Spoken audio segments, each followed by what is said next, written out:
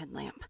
Keenly aware of the stars above, the water to the west, and the moonrise in the east, my feet lifted and struck in rhythm, landing in blind faith on an earth I trusted was there.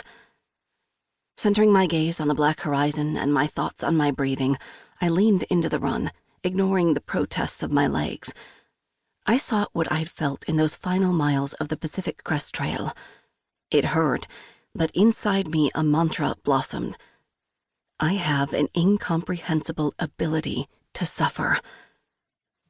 I ran up Taylor Dock at full speed. My quads quivered with the need to give in. My lungs ached, and a metallic taste rose in my mouth. I faltered. The taste brought up memories of gushing nosebleeds every day for a month as I hiked through the arid regions of the PCT, and how, unable to stop them, I tipped my head back, drinking my own blood until I wanted to vomit. Then leaning forward while I walked and watching fat red droplets plummet to the sand in little puffs of dust, I choked on the memory. I have an incomprehensible ability to suffer. Incomprehensible even to me. Run. I reached the car, rubber-legged and gasping.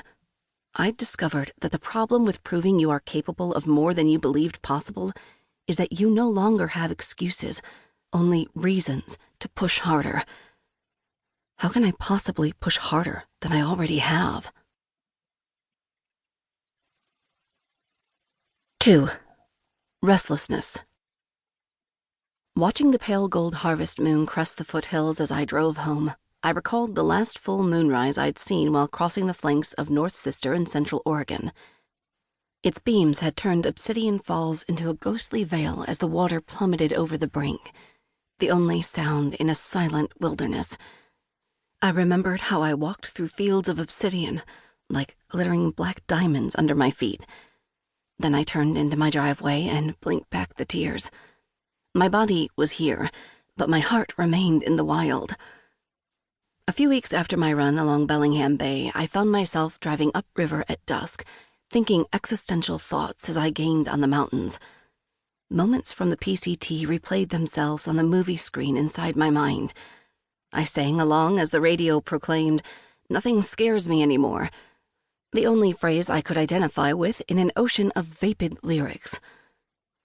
I found a comfortable spot to sleep a stone's throw from the trailhead, but the roar of Canyon Creek kept me awake. 5:30 arrived as it always did. Too early, and I ate an almond butter sandwich in the pre-dawn light. It was the most normal thing I'd done since reaching Canada over a month before. My dreadlocks, swollen by the humid air, bounced freely against the back of my neck as I ran along a ridge bathed in midday sun. The arduous climb up to McMillan Park had felt abnormally swift. Over and over I checked in with my body, awed at how effortless it felt to run through the mountains. My body must be recovered from the PCT because it's handling this 40-mile run today as though it is nothing. I didn't push. I simply reveled in the beauty of the wild and my body moving through it, free of the weight of a backpack. I was vaguely aware of reaching landmarks sooner than I expected, but it didn't really matter.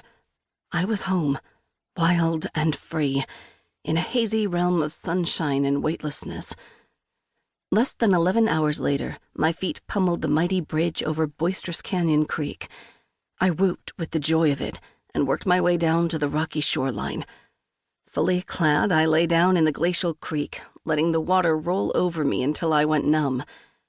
My joy flowed downstream, draining from my heart and limbs along with the heat of my effort.